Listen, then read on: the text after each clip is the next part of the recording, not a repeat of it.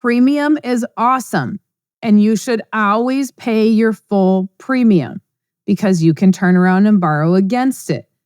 And premium makes you money. However, I have clients that also are paying their premium, and then they turn around, borrow against it, and they're not being honest bankers. They're not paying it all back. They can't even afford the interest. Okay, then we need to figure out what's going on.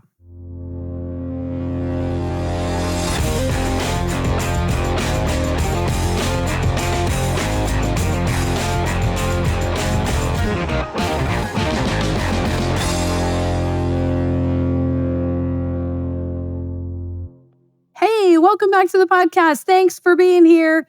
If you guys love these, share them. This is going to be a good one. So many people ask this question. I do believe that I have addressed it before, but because it was requested, I'm going to do it again.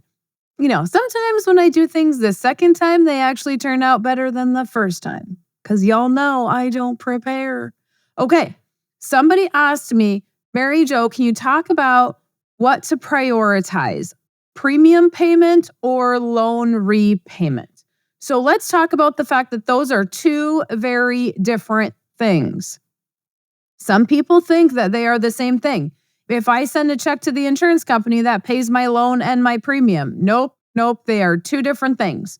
Your premium is your premium and your loan is your loan. And so you have to make two payments. You have to make a payment to the loan and you have to make a payment to your premium every year so your policy stays intact.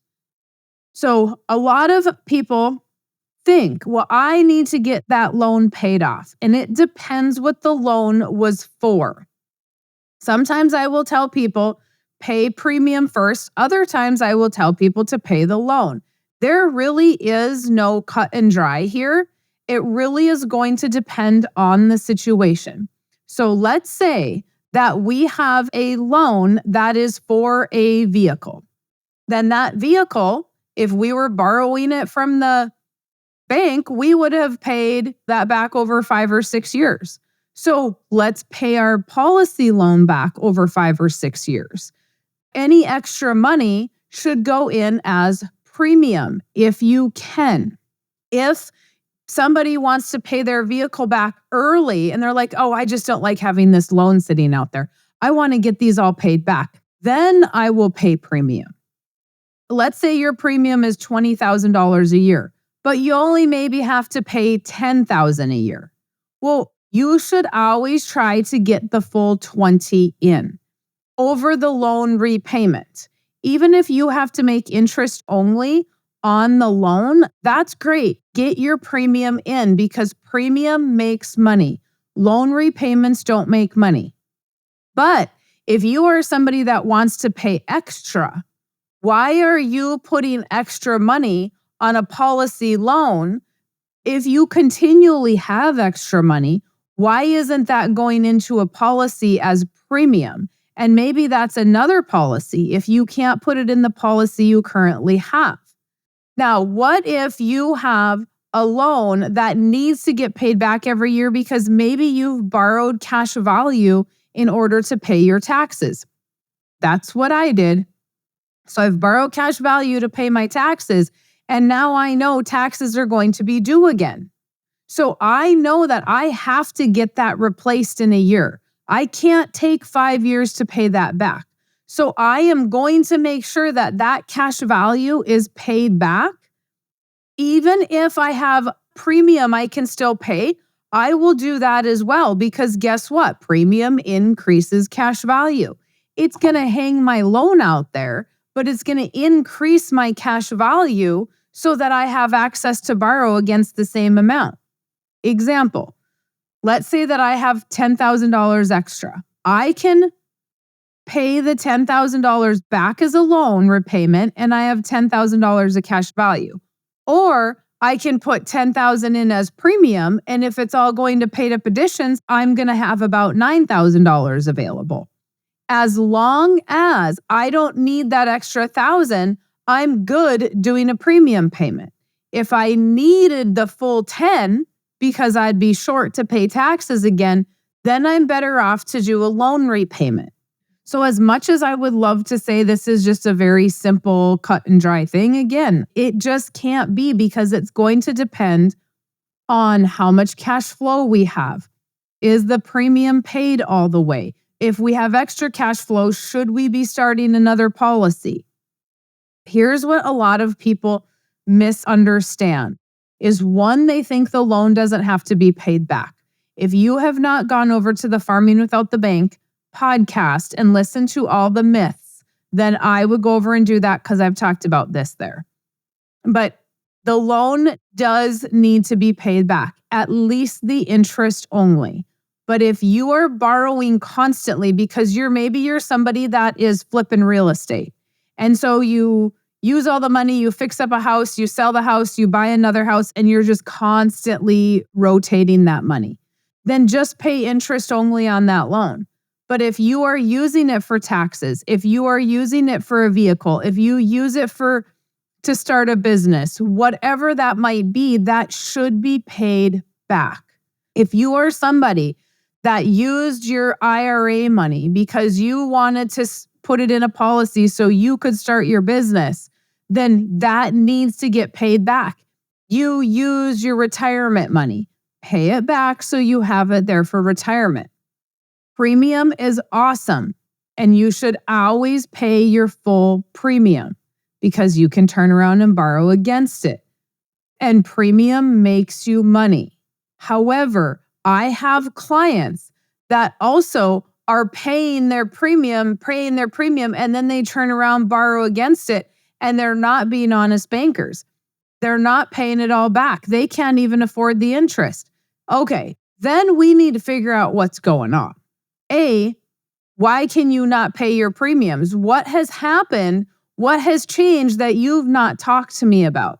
We need to look at what you're doing. Maybe they're using the strategy incorrectly. Maybe they have had a massive downturn in their personal economy that they can't make that payment. Then we need to figure out how we're going to either save these policies. God forbid we have to cancel a policy. I've only ever had to do that like twice. But there are ways to adjust your premium so that you can still keep that policy if you can't pay the full policy. This is also why it's important to have an agent that really looks at what you're doing. Now, I really try to go worst case scenario. Obviously, a couple times that worst case scenario means like no money, lawsuits, whatever happened that we did not consider worst case scenario. Because for me, worst case scenario is not you're never going to be able to make money. Worst case scenario is, okay, like what if your business slows down? What if your business shuts down for a short period of time? What will you do? And a lot of that depends on personality. And this is another reason why I have an hour and a half conversation, because I can tell in an hour and a half if somebody is going to just do whatever they need to make money, or if they're going to go, well, you know what? COVID happened. The government shut me down. I'm done. I'm going to sit on the couch and feel sorry for myself. If you are the latter, I'm not going to do a really big policy. If you are somebody that is just got your feet and hands kind of in everything and you're just always busy and you're always looking for opportunity, you're probably never going to be in a situation where worst case scenario is money dried up. Unless something catastrophic happens, which has happened to a couple of, like I said, a couple of my clients. But in 14 years, 2 people is not a big deal. Moral of this very long story is make sure that you're setting that premium for worst case scenario so that you can always pay your premium and pay a loan back. Ideally, the standard should be pay premium, then pay loan. But when you take a loan, you should always amortize that thing out. You should always know how it's going to get paid back. If you are not doing some sort of amortization schedules or some sort of record keeping, you're nearly stealing the peas, as Nelson would say, because you're not being the honest banker. You're taking money, but it's getting paid back, but there's no rhyme or reason. I had a client last week that we sat down and talked about what he's doing. He's just randomly throwing money in, no amortization schedule. And that's okay. It's working. He's using the system. What is happening is he's paying all his loans back, even loans that are used for equipment. He's paying those loans back faster than he should. So now we don't have money for new premiums. And he's wanting to start new policies all the time, but he can't figure out how. Well, we're not going to be able to if we don't actually amortize that out like we would if we borrowed from the bank. So we have to look at that big picture and that big scenario. Again, why I'm here to help you with that stuff so that we can run those strategies together and we can talk that out together. So many people think, well, this is just a cut and dry question. I'm going to email her and ask her, should I pay my loan? Should I pay my premium? And then I come back with 5,000 more questions and probably a phone call because there's a lot more going on behind the scenes for me to be able to answer that. I don't know. I feel like I was all over and I was pretty squirrely. So, you'll let me know.